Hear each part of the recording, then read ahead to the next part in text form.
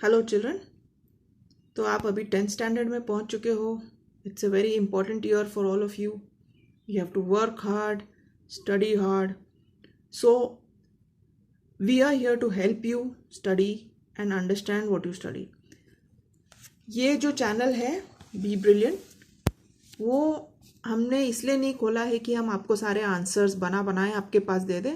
वो तो हम कर सकते हैं, उसमें कोई मुसीबत की बात तो हमारे लिए नहीं है। लेकिन हम चाहते हैं कि आप जो भी पढ़े समझ के पढ़े और अपने लाइफ में अप्लाई भी करें। आपके इंग्लिश टेक्स्ट बुक में बहुत ब्यूटीफुल स्टोरीज हैं और पोएम्स हैं जो हमारे लाइफ में अप्लाई करने लायक है। तो आपको ये सब सीखना है। और जब आप इंग्लिश में जब वर्कशॉप करेंगे तो आपको वर्कशॉप में हम हेल्प ज़रूर करेंगे आपको वर्कशॉप, लेकिन आपको खुद से आंसर्स भी लिखना है। तभी जाके आपके बोर्ड एग्जाम में जब क्वेश्चंस आएंगे कॉम्प्रिहेंशन पैसेजेस के, तो आप इजीली आंसर कर पाएंगे। कभी कभी सेम कॉम्प्रिहेंशन पैसेज रहता नहीं है, आपको एक बहुत ही अलग सा पैसेज दिया रहता है, वो पढ़ के आपको आंसर्स निकालना है। तो अगर मैं आपको यहाँ रटने के लिए आंसर्स दे दूँ तो आपको कुछ फ़ायदा नहीं होगा। इसलिए हमारा यहाँ अप्रोच थोड़ा अलग है।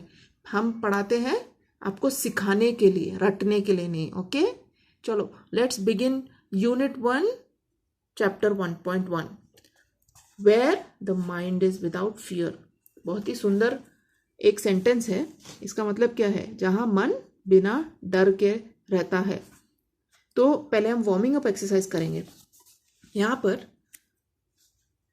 पहला क्वेश्चन है, pair up with your partner and match the terms with their given meanings. Pair up मतलब अपने दोस्त के साथ आप दो का ग्रुप बना के करो, लेकिन अभी तो हम कोरोना वायरस में अटक गए हैं तो इसलिए ऐसा ग्रुप बनाना बड़ा मुश्किल है। चलो आप और हम ग्रुप बना के करते हैं। ओके, हम आप अपने और मुझे एक पेयर समझ के ये लेसन को करेंगे। ओके, चलो अब यहाँ कॉलम ए में कुछ दिया और कॉलम बी में कुछ दिया, हमें इसको मैच करना है। ओके, तो अभी पहला वर्ड क्या लिखा है?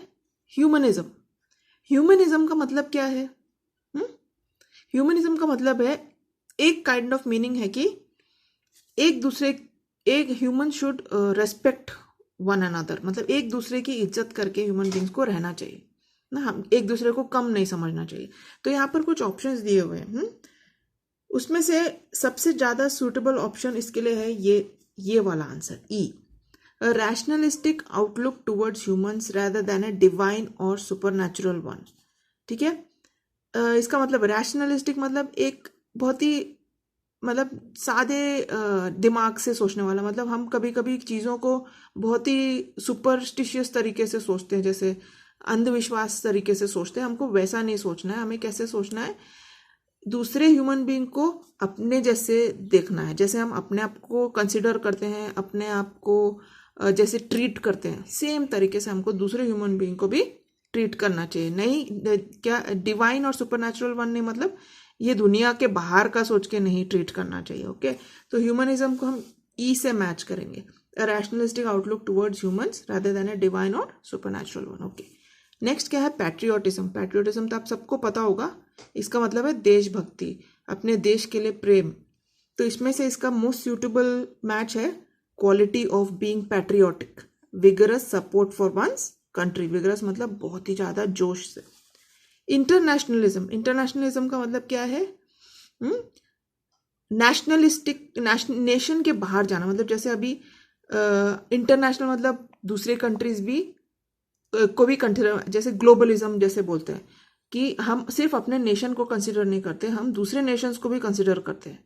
ठीक है, ऐसे नहीं कि वो तो पाकिस्तान है, वो तो नेपाल है, नहीं ऐसा नहीं। अभी हम ऐसे एक दूसरे से जुड़े हुए हैं कि हमको सबको एक दूसरे की ज़रूरत है। ओके, कोई भी कंट्री एक दूसरे के इंडिपेंडेंटली रह नहीं पाता, क्योंकि ट्रेडिंग होती है ना। जो ट्रेडिंग होती है, क्या सिर्फ हम अपने कंट्री के अंदर करेंगे तो हमारा कंट्री डेवलप नहीं होगा, हमें दूसरे कंट्रीज के साथ भी ट्रेड करना पड़ता है। फिर जब अगर कोई दूसरा नेशन हमको हमला करता है तो हमें दूसरे नेशंस की, किसी हमारे फ्रेंडली नेशंस की ज़रूरत पड़ती है कि नहीं? तो एक टाइप की नेशनलिज्म हमें एक मेंटालिटी भी है। तो ये इसका बहुत सूटेबल मैच है, state of process of being international. Okay, liberalism. Liberalism मतलब स्वतंत्र व्यूज रखना, मतलब थोड़ा कड़क व्यूज नहीं है, थोड़े से खुले खुले views. Okay, holding liberal views मतलब किसी को अपने कोई कड़क व्यू में लपेटने की जरूरत नहीं है। ओके, जैसे हम होगा कोई किसी का व्यू हमसे अलग हो सकता है, इसका मतलब ये नहीं कि हम उसके व्यू को गलत समझें, दोनों का व्यू अपने हिसाब से सही है, दैट इज लिबरलिज्म। फिर एनवायरमेंटलिज्म मतलब हमारे नेचर और नेचर हमारे आजू बाजू में जो नेचुरल चीज़ें हैं उसका देखभाल करना, उसका केयर करना, उसको एनवायरमेंटलिज्म बोलते हैं। तो उसके लिए मोस्ट सूटेबल मैच है concern about an action aimed at protecting the environment. Okay, अभी हम नेक्स्ट जाएंगे ये सेकेंड पार्ट पे। Poems in English are of different types. कुछ कुछ टाइप के पोएम्स के नाम दिए हैं इधर, ठीक है। Sonnet, limerick, ballad, elegy, free verse, epic, lyric, humorous, idyll. अभी हम यहाँ देखते हैं इसका मतलब क्या है। हाँ, आपको यहाँ कहा गया है कि डिक्शनरी ना तो इंटरनेट से लेके आपको गेस करना है कि ये कौन से टाइप के पोएम है। Okay, a long story poem often mythical. एक लंबा स्टोरी, एक पोएम है लेकिन स्टोरी भी है उसमें, लेकिन वो मिथिकल स्टोरी है, मतलब सच्ची स्टोरी नहीं है, वो इमेजिनेशन से बनाई है, उसको क्या कहते हैं? एपिक। ठीक है, आपके यहाँ जितने भी है वो यहाँ पर उसको मैच कराए, वो एपिक उसको बोलते हैं। A short story poem with a message. एक स्टोरी का पोएम, ये लॉन्ग स्टोरी पोएम तो उसको एपिक बोलते हैं। जो शॉर्ट स्टोरी पोएम उसको क्या कहते हैं? बलाड। ओके, उसमें भी एक मैसेज होता है। मैसेज मतलब कुछ लेसन सीखने के लिए। A poem of 14 lines, 14 line का पोएम को क्या कहते हैं? Sonnet. Okay, a song like poem, एक गाने जैसे पोएम को क्या कहते हैं? लिरिक्स। ओके, फिर a poem with no uniformity of rhyme, rhythm etcetera. मतलब ऐसा कोई पोएम जिसमें यूजुअली पोएम्स कैसे रहते हैं? राइमिंग रहते हैं, थोड़ा रिदम रहता है उसमें, लेकिन ऐसे भी पोएम्स रहते हैं जिसमें कोई राइम भी नहीं है और रिदम नहीं है, उसको क्या कहते हैं? Free verse. ओके, फिर a poem set in picturesque rustic background, कोई बहुत ही सुंदर कोई से बैकग्राउंड में, मतलब कोई सुंदर कोई एक सेटिंग में जो पोएम बना है, जो पोएम में जो डिस्क्राइब करे पोएम, जो पोएम बोलते वक्त आपके मन में भी एक ऐसा बैकग्राउंड डेवलप होगा, मतलब ऐसा एक सेटिंग डेवलप होगा जिसमें जैसे वो पोएम में डिस्क्राइब किया, वैसे पोएम को बोलते हैं ideal. Okay, a sad poem lamenting death of a loved one, एक दुखी पोएम जिसमें किसी के कोई प्रिय जन का मृत्यु हो गया, उसको क्या कहते हैं? एलेगी। ओके, फिर अ 5 line short funny poem with rhyme scheme AABBA। ठीक है, मजाक वाला पोएम 5 लाइन का शॉर्ट रहता है, उसको राइम स्कीम कैसा रहता है? फर्स्ट और सेकेंड लाइन का rhythm same, rhyming ending similar रहता है, फिर थर्ड और फोर्थ का सिमिलर रहता है, और ये फर्स्ट और सेकेंड का लास्ट में भी आता है। इसको कहते हैं AABBA। ठीक है, ये ऐसे राइम स्कीम को लिमरिक कहते हैं। Okay, a poem written just to create humour, humorous. एक पोएम जो सिर्फ मजाक के लिए लिखा है उसको क्या कहते हैं? Humorous poem. अभी हम ये वाला पोएम देखते हैं आपका फर्स्ट लेसन का, where the mind is without fear. ये लिखा है रविंद्रनाथ टैगोर जी ने। ये कौन थे? He was the author of Gitanjali and it's profoundly sensitive, fresh and beautiful verse. He became the first non European to win the Nobel prize in literature in 1913। ये first non European थे जिन्होंने नोबेल प्राइज जीता literature में। कब जीता था? 1913। Okay, this poem is one of his vastly red and discussed poems. Vastly red मतलब ये एक पोएम है जो बहुत ही ज्यादा पढ़ा जाता है, एंड डिस्कस्ड, और इसके ऊपर डिस्कशन भी होता है। It was originally compose in Bengali and later he himself translated it into English. इन्होंने पहले ये पोएम बंगाली में लिखी थी, बाद में खुद ही उन्होंने किस में ट्रांसलेट किया? इंग्लिश में।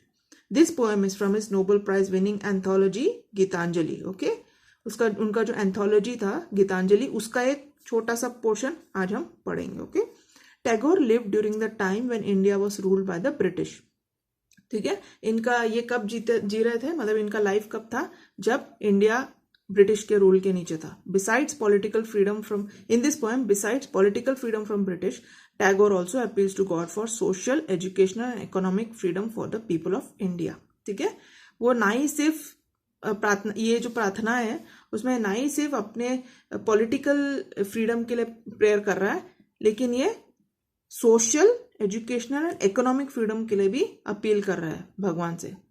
सोशल मतलब जो हमारे देश में जो ये सोशल जो गैप्स है, जैसे हम भेदभाव करते हैं, ऊंच नीच, आदमी औरत ये सब वो भी नहीं चाहिए उसको। और एजुकेशनल, वो चाहते हैं कि सबको एजुकेशन मिले। And freedom, freedom for the people of India, लोगों के लिए इकोनॉमिक फ्रीडम, मतलब freedom to do business, freedom to do whatever they want with their money. चलो हम पोएम देखते हैं क्या है। पोएम बहुत ही सुंदर पोएम है। Where the mind is without fear and the head is held high, इसका मतलब क्या है? जहां मन बिना डर के है और सिर ऊंचा उठा है। ठीक है, हमारा सिर जब नीचे झुका रहता है उसका मतलब क्या है? हम कॉन्फिडेंट नहीं है अपने ऊपर ना। तो ये क्या बोलते हैं? Where the mind is without fear and the head is held high. ये वेयर क्यों यूज कर रहे हैं? वो ऐसे एक जगह का इमेजिन कर रहे हैं जहां पर मन बिना डर के है और हमारा सर ऊंचा उठा हुआ है। Okay, where knowledge is free, knowledge is free मतलब जहां पर एजुकेशन फ्री में हमको मिल सकता है, जहां पर सबसे गरीब से गरीब आदमी भी एजुकेट हो सकता है। ये वेयर कहाँ की बात कर रहा है? अपने देश की बात कर रहा है। Okay, where the world has not been broken up into fragment, जहां पर दुनिया टुकड़े टुकड़े नहीं हो गई है। ओके, टुकड़े टुकड़े हम कैसे कर देते हैं? भेदभाव से ना, ऊंच नीच, जात पात। बाय नैरो डोमेस्टिक वॉल्स, ये है नैरो डोमेस्टिक वॉल्स जो हम लोग अपने लिए बनाते हैं। कैसे? ये है, ये जो शूद्र, ये वो जो भी बहुत सारे जो हम कास्ट सिस्टम बना के रखे हैं, है तो हम सब इंसान, और ये कास्ट सिस्टम भी इंसान नहीं बनाया है, जिसकी वजह से आज दुनिया में बहुत प्रॉब्लम है। हमारे कंट्री में तो बहुत प्रॉब्लम है, जहाँ पर सिटीज है वहां पर इतना नहीं है, लेकिन आप गाँव में जाके देखोगे तो आजकल भी बहुत ही भेदभाव बहुत ज्यादा है। नैरो डोमेस्टिक वॉल्स कैसा है? फॉर एग्जाम्पल आप देखो तो अभी आप गांव में जाओगे तो देखोगे कि औरतें अभी भी जब उनके ससुर साथ में सामने आ जाते हैं तो एकदम से पूरा मुंह ढक लेते हैं, चाहे वो खाना बना रहे हो कि कुछ भी कर रहे हो, कितनी भी गर्मी हो, उनको ऐसा करना पड़ता है। वो देख के हमें भी बहुत दुख होता है, क्योंकि हम लोग जानते हैं ना, लेडीज जानते हैं कि कितनी गर्मी, कितनी तकलीफ होती है खाना बनाते वक्त, लेकिन जैसे ही ससुर जी आएंगे तो एकदम से कवर करते हैं। ये सब जो चीजें हैं वो कहते हैं, उसको नैरो डोमेस्टिक वॉल्स कहते हैं। ठीक है, और फिर कई जगह में लड़कियों को पढ़ने नहीं देते आगे, वो भी बहुत ही गलत बात है। लड़कियों को भी पढ़ना चाहिए। ठीक है, पढ़ के ही तो वो अपने बच्चों को भी पढ़ा सकती है कि नहीं? तो हम जितनी भी लेडीज हैं, लड़कियां हैं जो सुन रहे हो, आप लोग याद रखो, आपको पढ़ के अपने मम्मी डैडी को खुश करना है कि नहीं? ठीक है, तो ये नैरो डोमेस्टिक वॉल्स कहाँ पर है? हमारे मन के अंदर है। ठीक है, वो हम अपने देश में हम लोग ने देखा है, हमारे मन के अंदर जो बातें रहती है वो हम लोग अपने देश में देख रहे हैं, कैसे भेदभाव हो रही है। अभी भी इतना आगे आने के बाद भी हमारे देश में भेदभाव है, ये खत्म होना चाहिए। कैसे खत्म होगा? जब हम लोग सब बच्चे को एजुकेट कर देंगे। सब बच्चे जब पढ़ लिख लेंगे तो जब वो बड़े होंगे तो उनको पता रहेगा कि ये जो सब चीजें हैं ये सब गलत है। फिर where words come out from the depth of truth, इसका मतलब क्या है? जहां पर हमारे मुंह से जो शब्द निकलते हैं वो ऐसे ही नहीं, खोखले शब्द नहीं है, सच्चाई से निकलते हैं, हमारे दिल के गहराई से, सच्चाई से निकलते हैं। Where tireless striving stretches its arms towards perfection, tireless striving मतलब बिना थके हुए काम करते रहना। उसका मतलब ये नहीं कि हम आराम नहीं करें, इसका मतलब है कि हम जो भी काम हमारे लिए हमारे आगे है वो हम पूरे परफेक्शन से, पूरी कोशिश से हम करते रहे। Where the clear stream of reason has not lost its way, जहां पर हमारे विचार की शुद्ध धारा अपना रास्ता नहीं खोई है। हमारी विचार की धारा कैसे होनी चाहिए? शुद्ध होनी चाहिए ना। क्लियर स्ट्रीम, इसका मतलब क्या है? शुद्ध पानी जैसे। Into the dreary desert sand of dead habit, into the where the clear stream of reason has not lost its way into the dreary desert sand of dead habit। अभी क्या होता है, हम बहुत सारी चीजें अंधविश्वास की वजह से करते हैं। हम ये अंधविश्वास वाली जो चीजें हैं उसमें हम अपना रीजन अप्लाई नहीं करते। ये जो रीजन है ना, विचार की शुद्ध धारा की रीजन, ये रीजन जो विचार है हमारे, उसके जो शुद्ध धारा है उसको हम अंधविश्वास में अप्लाई नहीं करते, क्योंकि हमें सिखाया जाता है कि हमें कोई भी हालत में ऐसा ही करना है। अभी जैसे सूर्य ग्रहण होता है, जो एक्लिप्स होता है, एक्लिप्स के टाइम में बहुत सारी लेडीज को खाना खाने भी नहीं देते हैं। फिर बहुत कुछ ऐसा होता है जो लॉजिक से बाहर है, कुछ मतलब नहीं है इसका। सूरज तो परमेश्वर का बनाया हुआ एक क्रिएशन है, बनाई हुई चीज है, वो हमको कुछ हानि नहीं पहुंचा सकती। लेकिन हम लोगों को क्या रीजन यूज करना है? जब हम सूर्य ग्रहण देखते हैं तो हम अपने खाली आंखों से देखेंगे बिना कोई प्रोटेक्शन के, तो हमारी आंखें खराब हो जाएगी। वैसा रीजनिंग आप कर सकते हैं, लेकिन सूरज आपको कोई हानि, वो प्रेग्नेंट लेडी को कुछ हानि पहुंचा देगा, बच्चे को हानि, वैसा नहीं। वो लोग भी देख सकते हैं कैसे, सही प्रोटेक्शन आंख में लगा के फिर आपने सूर्य ग्रहण देखा तो कुछ नहीं है। इनफैक्ट बाहर तक निकलने नहीं देते, घर से बाहर निकलने नहीं देते, पानी पीने नहीं देते, खाना खाने नहीं देते, ये सब अंधविश्वास वाली बातें, ठीक है। सूरज हमको कुछ नहीं कर सकता। हम लोग अपने दिमाग लगा के, जहाँ जैसे ज़्यादा धूप लग रहा है वहाँ पर नहीं खड़ा होना, सही बात है वो सब, ठीक है। लेकिन इसका बहुत सारी ऐसी चीज़ें, एग्जाम्पल्स बहुत सारे हैं। ऐसा भी कहते हैं कि नाखून नहीं काटना रात को, उसका क्या मतलब होता है? नाखून क्या हमारा नुकसान पहुंचा सकता है क्या?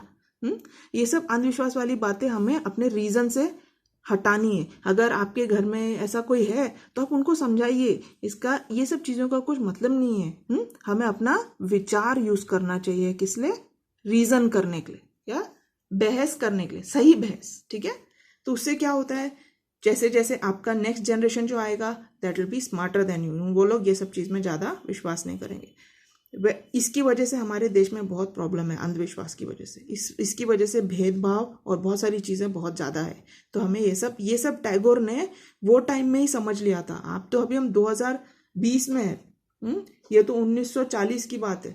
1940 तक तो वो जिए थे, मतलब कब उन्होंने पोएम लिखा हो, इतने पहले की बात। वो देखो वो टाइम में कितना था, तो अभी भी है, ठीक है। अभी where the mind is led forward by thee, इसका मतलब क्या है?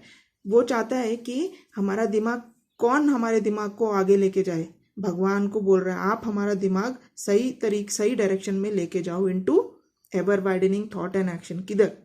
हमारा जो विचार और हमारे जो काम है, एक्शन, थॉट और action should not be narrow, it should be ever widening. मतलब हमेशा सीखते रहना है, हमारी सोच और विचार को हमेशा सीखने की तरफ लेके जाना, मतलब बढ़ाते रहना है, कम नहीं करना है, नैरो नहीं करना। कहाँ पर लेके जाना? Into that heaven of freedom. वो अपने देश के लिए जो स्वतंत्रता चाहते हैं, वो उसकी तरफ लेके जाने के लिए किसको बोल रहा है? My father let my country awake. My father किसको रेफर कर रहा है? गॉड को।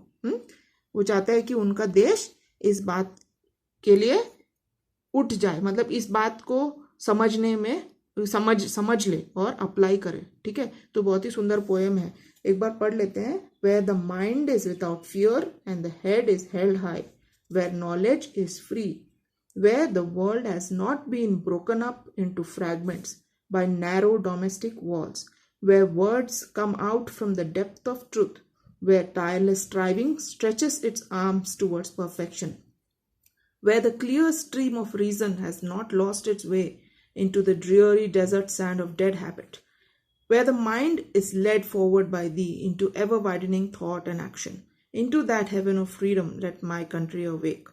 ठीक है, इधर 2-3 क्वेश्चन है, वो देख लेते हैं इस पार्ट के लिए। What does the poet pray to the Almighty for? He prays to the Almighty for a country which is free from the dead habits of dreary desert sand of dead habit, and where we are free to learn, free to walk without fear, and where your head is held high। ये पूरे poem से आप छोटे छोटे accept निकाल सकते हैं ये क्वेश्चन को आंसर करने के लिए। What are reason and dead habit compared to? Reason को किससे कंपेयर किया है? क्लियर स्ट्रीम से। और डेड हैबिट को किससे कंपेयर किया है? ड्रियरी डेजर्ट सैंड, रेगिस्तान की मिट्टी से, रेत से। अंधविश्वास को कंपेयर किया है, और एक साफ पानी के झरने को रीजन से कंपेयर किया। Okay, what does the poet wish for? The poet wishes for a country, for a heaven of freedom where his country should awake. इसको हम थोड़ा और डिटेल में नेक्स्ट क्लास में देखेंगे, नेक्स्ट वीडियो में देखेंगे। Thank you so much for listening. ठीक है, इसको अच्छे से समझिए, पढ़िए, और फिर हम नेक्स्ट क्लास में इंग्लिश इसका वर्कशॉप करेंगे, इंग्लिश वर्कशॉप, और थोड़ा डिटेल में इन आंसर्स को देखेंगे।